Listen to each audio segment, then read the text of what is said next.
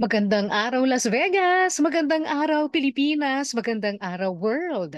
Ako po si Maru Pahati Sarne, ang inyo pong host dito po sa Radyo Klinika sa PHLV Radio.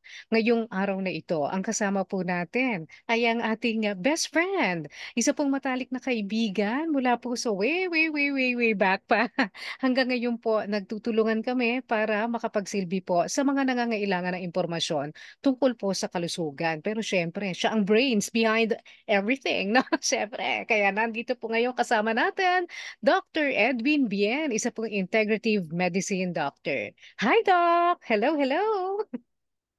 Hello there. And to those sa Las Vegas, hola. Hola, chika! Ay, naku, pupunta dyan. Pupunta dyan si Doc Bien very soon. Kaya antabayanan niyo siya. Pero ngayon, na nandito pa tayo sa Pilipinas, pag-usapan natin ang isa sa mga problema po ng mga Pilipino. Sabi nga ito yung number one na kumakalabit sa atin patungo sa ating kamatayan, yung sakit sa puso. At Doc, itong Pebrero na ito, Love Month, hindi lamang yung broken-hearted ang may problema sa puso, kundi pati yung mga malalakas kumain ng mga matataba, makolesterol, at saka maaalat, di ba? That's right. And doon sa mga nakaantabay kahit nasa US sila about news here in the Philippines, naging madugo at masalimuot ang selebrasyon ngayong Pebrero dahil ang daming nagkaroon ng broken heart syndrome. Mhm. Nabantayan mo ba yung mga kung ano-anong mga nangyari sa mga hiwalayan? Oo nga. Hindi lamang sa mga artista, pati sa mga gumaya ng mga hindi artista. Oo, parang panahon nga ng hiwalayan ngayon, no? Kung kailan pa naman, hindi kaya trick lang nila yan para walang bigayan ng regalo sa Valentine's Day. Well, hindi pwedeng maging trick kasi for some, naging madugo. In fact, naka-blatter. Ganun na.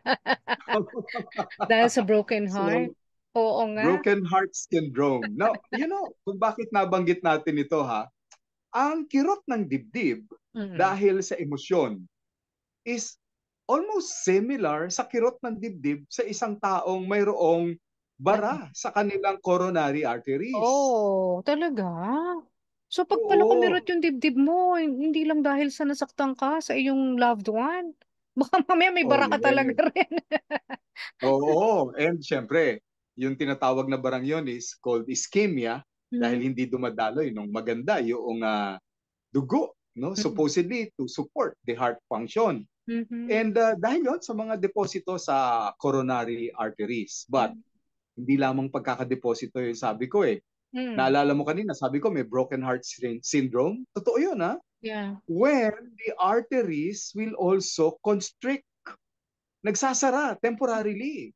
Oo, dahil syempre masama yung iyong dinadalang problema. Mhm. Pag-ibig.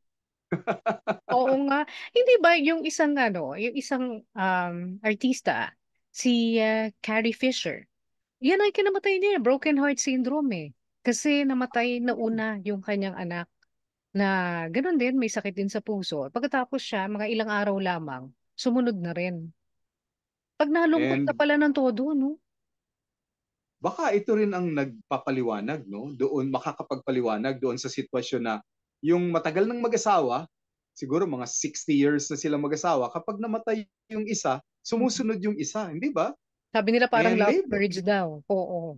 nagkakasunuran. But Mm-mm. anyway, pag-usapan natin yung physical na dahilan kung bakit Mm-mm. nagkakaroon ng pagbabara o pagkakaroon ng ischemia dahil sa pagbabara.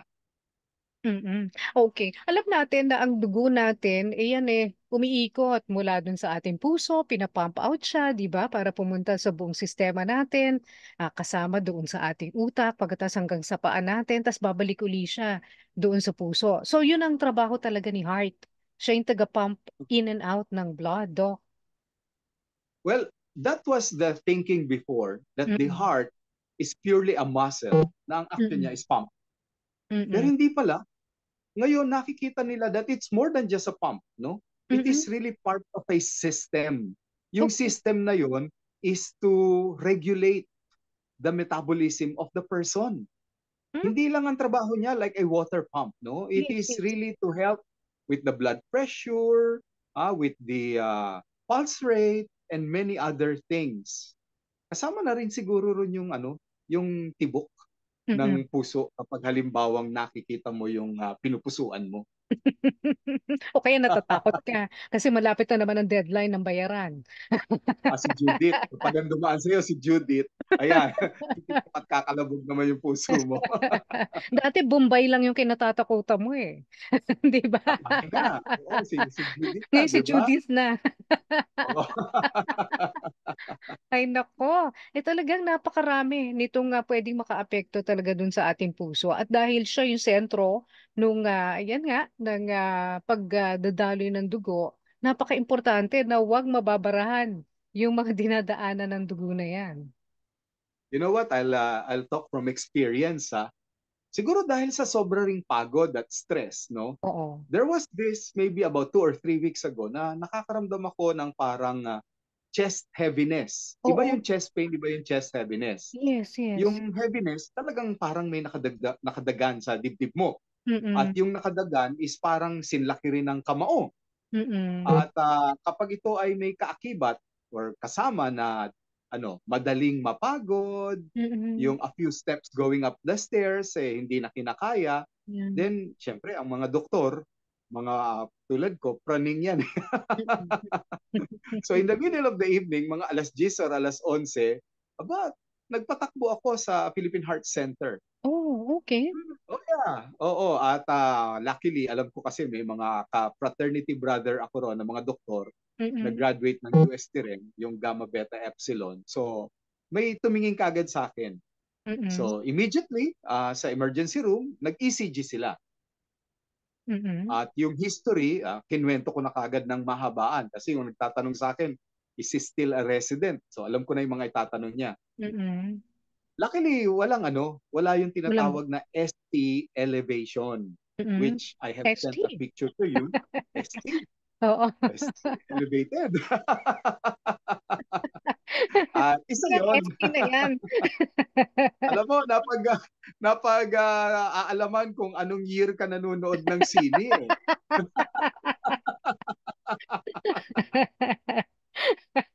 Para at least mild pa naman yung ST noong araw kaysa doon sa before that. Before that Nakakapag heart attack din yung ST na yun ah. oo. So Well, yun ST. ang magandang ma-realize nila na if they can look at some of the ECGs, when Mm-mm. we say ST elevation, yung mga doktor, ang tinitingnan niyan, imbis na yung normal na tibok na PQRST, Mm-mm. yun nandun yung ST nang gagaling, nagkakaroon ng elevation between the S and the T na akala mo yung likuran ng camel. Mm-mm. So napakadaling gawain. Yung likuran ng camel na yon ay Mm-mm. senyales na hindi dumadaloy ng maganda yung dugo sa puso ng isang tao. Oh, okay.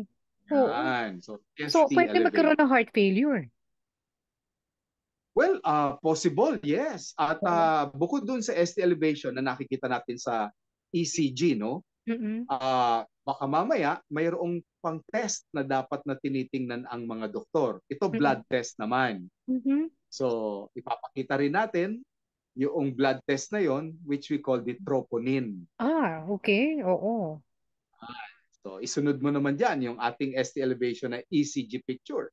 Mm-hmm. Mm-mm. So, Okay. para maunawaan nila, para cardiologist na rin ang dating ng mga Yeah. pasyente natin. O, Oo. tuturuan nila yung doktor nila. Dok, may ST, oh. Hindi ito ST yung ano, plugs. hindi ito yung Oo. pinapanood ah. Oo. Pero paano? Natatandaan ko pa yung mga artista noong araw eh. Yung isang Oh, sikat na artista na noon, nandiyan na sa US eh.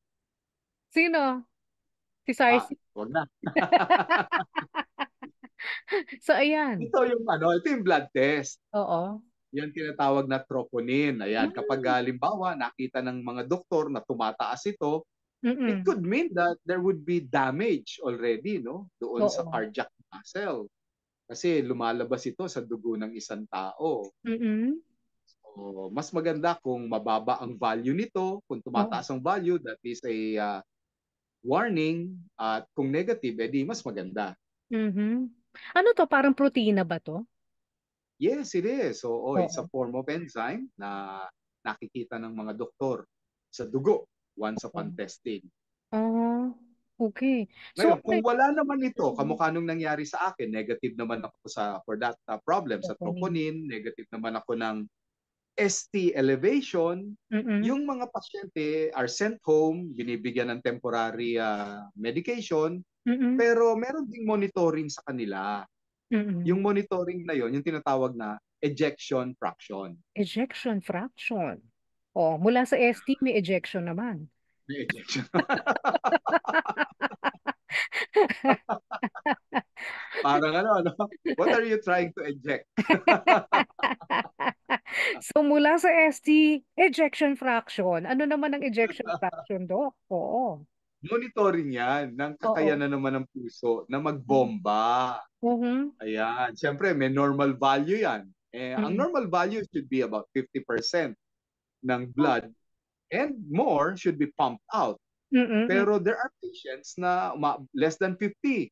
Oo. Mayroong 40, 30, may 20 pa nga eh. So that means yung muscle itself is not able to pump out most of the blood na pumapasok sa puso niya. And Mhm. that is what can result in heart failure. Mm. At nakakagulat yung isang picture na gusto kong ipakita Mm. na controversial, pero so for people in Las Vegas, gusto ko ma-realize nila this could be a culprit na hindi nila na uunawaan. Mm. Would you believe na ang daming inire-reseta and part ng reseta kagad sa mga pasyente with cardiac problems is statin? Mm. Statin.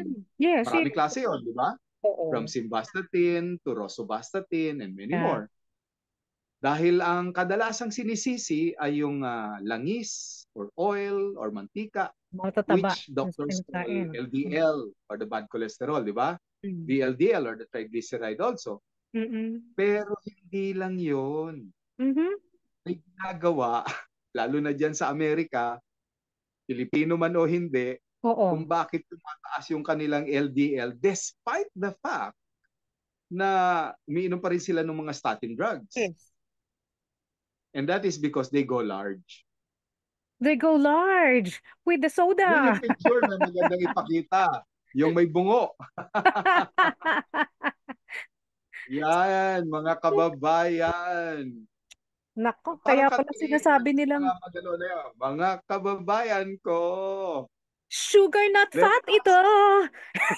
us, yeah, got it. Sugar, not fat ito. Oo. O, yung pagbabawas natin, alam ko, halos centavos lang ang go large dyan ng drinks, no? Ng Yes. cola drinks. Magkano lang, may $1 pa nga dyan, ng Mhm. chocolates and candies. And Mm. this is the culprit which makes the blood sticky. That is why, nagdidikitan dyan yung tinatawag naming lipoprotein A, LPA, Mhm. lipoprotein A, which is responsible doon sa pagdedeposito naman ng fats inside our arteries. So, ibig sabihin nito kahit hindi ka diabetic, basta't ma-sugar ka Kahit sa pagkain hindi, mo. yeah, that is something that dapat nilang bawasan Hala. at iwasan kung maaari para yung kanilang cholesterol, LDL, Mhm. etc. can start going down. Grabe. Start So, go down. akala nila, no, kapag diabetic lang, sila lang yung malaki ang tsansa na magkaroon ng sakit sa puso. Eh yung pala, basta't mahilig ka sa matatamis o maaasukal at yan, hindi na nakokontrol nung katawan mo, yung sugar na pumapasok doon sa katawan mo, eh pwede ka na magkaroon ng sakit sa puso because of sugar. Yes, and not anymore. And you heard it first. Dito sa programa ni Miss Maru Pahati Sarne ng Radyo Klinika And that's because in of Las Dr. Vegas. Edwin Bien. So, Dok, anong But gagawin? totoo yun, no? If they will only control yung carbohydrate and sugar intake nila, I Mm, know they are already controlling yung cholesterol and fats intake mm, nila. Together with their medication na statin drugs, magugulat sila sa pagbaba ng points ng kanilang cholesterol and LDL level, hindi mm. lang nung kanilang sugar level. So may And that pag-asa. will produce Mm. heart failure. na Mm-mm. isa, hindi lang isa, number one sa dahilan ng morbidity and mortality ng Mm-mm. Pinoy, whether sa Pinas or abroad. Or abroad, oo. Yep. Actually, yan nga ang problema natin, ano, dahil dumadami na dumadami ang may sakit sa puso na nagugulat na lamang, na nalalaman na lang nila na may sakit sila sa puso kapag inatake na. 'Di ba? O kaya may mga simptomas na. Meron ngang isa akong kakilala, nagbabasketball lamang. Tapos biglang doon na siya inatake at agad-agad. Ang sabi, kailangan na siya na i-bypass. Ganun Ewan katindi. ko kung Oo. sinasabi mo yung sikat na basketball player, si Walker, no? Si Oo. Skywalker, Samboy si Lim. Samboy. Ganun ang nangyari sa kanya. Yeah, and Yes. that's an athlete, no? So that Mm-mm. can happen. So babawasan po natin ha ang mga sweets natin talaga. Kung kaya nating kumain without dessert anymore, I'm sure maraming magagalit sa atin dun sa ang negosyo ay cakes and pastries. Yes. But At saka milk tea. that is Kape. milk tea and cola drinks. Oo. Those are foods that are almost absent during the 60s and the 1950s sa Mhm. mga lolo at lola natin. It's Mm. almost absent. Pag tinanong mo, alam mo ba lolo ang pastry? Di ko alam yan. Ang alam ko yung biskwit na nasa lata na binibili pag uwi ng probinsya, inuupuan namin yun sa tren. Isang Pero pag napakalaki. binuksan mo, naka-plastic, durug-durug na. Oo. Okay. Pero paano yan? So, ibig sabihin, hindi ka pala healthy kapag kung masyado ka ring mahilig sa mga cakes, pastries, donuts, di ba? At saka yan, yung mga milky. Hindi rin pala. Ayoko namang maging killjoy. Oo. Probably when you're young, enjoy your life. Mm. But once we reach our age na alam mo naman ang mga nandyan sa Amerika nasa 40s, 50s, Mm. 60s, may mga Yeah. 80s na ng Pilipino diyan yung mga nauna diyan, then it is time to temper, our food. Kailangan matuto na tayong magpawas. Yeah. Mhm. Totoo. So, paano natin na masisiguro, Doc, na maayos yung lagay ng puso natin? Ano yung mga test na kinakailangan? Well, kamukha ng naipakita natin, dito sa Pilipinas, it's very easy kasi they can do a walk-in. Alam Mm. ko sa Amerika, they need a lot of Ay, appointments first, oo. sometimes Ang buwan, tagal. bago ka Oo. matingnan. Oo, ang tagal. And the reason for that siguro kasi by card ang gamit nila, di ba? Naka-HMO sila. Mm-mm. Very, very important na nagpapa-serum chemistry tayo. Mm-mm. Kahit na every 6 months, if you can do it Serum every 3 months, chemist. so much the better. Mm-mm. Sa serum chemistry, tinitingnan na kagad doon, of course, yung kanilang cholesterol level, Mhm. yung LDL, VLDL, triglyceride. Mm-mm. Kasama na rito, dahil may package laboratory dito sa atin, yung 12 lead EKG. Mhm. 12 lead EKG. Tapos EKG. tinitingnan nga doon kung regular yung beating of your heart. Now, some doctors who can see abnormality sa kanilang EKG, ayan, nakikita po ninyo on your screen, magre-request ng 2D echo. Mm-mm. Doon sa 2D echo, mas maganda yun na ang picture ng puso na or yung tinatawag na stress test Oo. para papatakbuhin ka o na treadmill tapos tinitingnan yung response ng puso mo on that. And that is a So, good monitoring already. lahat dapat yun ang sa ilaliman na test kahit na wala siyang history of heart disease? Well, kung afford din lang, so much the better. Kasi dito, alam mo, nakakakuha sila niyan for about 2,500 to 3,000 pesos. Oo, So if oo. you're going to convert that into dollar, mga ano lang yan, $50 lang yan to Mm-mm. $60. But I know that in the US, that will reach up to $300 to $500. Mhm. So laking advantage nung medyo mura nga dito sa atin. So Uwi muna sana, kayo. yung mga Pilipino, ha? Uwi Dito na muna kayo, sila. uwi na ulit. Pag Alam mo, may mga magpapatest sila. pasyente ako na gano'n no? Hinahantay lang yung kanilang pensyon, nasa 70s na sila, gustong-gusto nang umuwi ng Pilipinas. Lalo na kung taga East Coast, ay Oo. ginaw na po sila ron. Oo nga. Ay, yan ba? Yan bang ginaw? Yung extremes of temperature or weather, nakaka-apekto rin ba yan sa puso, Dok? Of course, yung mga inatake nga sa puso, pinagbabawalan naming uminom ng ice drinks o kaya mag cold shower dahil Oo. pwedeng mag-spasm, biglang mag-sarado yung ugat nila Mm-mm. at ayaw natin na mangyari yon. So, dun muna tayo sa mainit, Mm-mm. warm. Mm. temperature. Pero pag sobrang init naman din, I mean, yung sa temperatura, masama rin yan sa puso, di ba? Yeah, we are experiencing that now, no? Nung Mm. Enero, medyo maganda pa yung temperatura sa Oo. atin. Etong papasok ang Marso, napupuna ko na umaakyat na yung init, no? Totoo. So we see some people nagre-report sa kliniko who suffer sa heat stroke naman, no? Wow. Oo. Dahil sa dehydration, bigla na lang kalahati ng katawan nila manghihina, and that's a heat stroke. Mhm. Okay. So, Doc, balikan ko lang yung tungkol sa ejection fraction. So, ang sinusukat niyan, yung paglabas at saka pagbalik ng dugo dun sa iyong puso ba? Well, from the word itself, no? Mm. Ejection. That's a different word from ejaculation po, ah. Ejection is different. Hindi na ST. Doon tayo, ST. Doon tayo sa talagang cardio discussion. Oo. So, yan. So, yan yung paglabas at saka pagbalik nung dugo sa puso mo.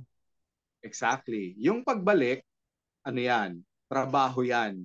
Noong Mm-mm. mga veins who will bring back the blood doon sa right atrium, at Mm-mm. yung right atrium naman ay ipapasa yan sa puso natin Mhm. bago babalik na uli yan dito sa left ventricle. Yun ay kakayanan ng ating ventricles to pump the blood. Yeah.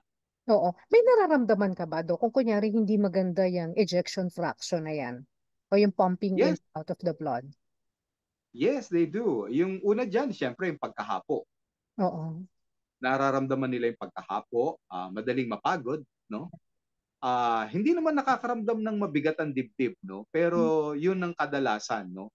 Yung dati nilang kayang gawin, hindi na nila nakakaya uling gawin. Mm-mm. Yung iba, may senyales. Nakakakita sila ng kaunting pagmamanas. Pwedeng sa Mm-mm. sakong, pwedeng umaakyat na hanggang binti. Mm-mm. Ayun, Dok, sabi nila nangangalay daw. Yung parang, eto to sa may kaliwang balikat. Tapos pag tinatap Well, daw nila masakit. assuming na hindi ito frozen shoulder syndrome, no? Okay. Yung ngalay sa Mm. balikat na pwedeng tumatakbo hanggang sa hinliliit na Mm. daliri ng kaliwang kamay, o kaya yung pagbibigat ng batok na parang tumatakbo sa likod ng ulo, na minsan parang tumatayo ang kanilang balahibo, Mhm. are mild signs ng puso natin that you may be suffering from angina.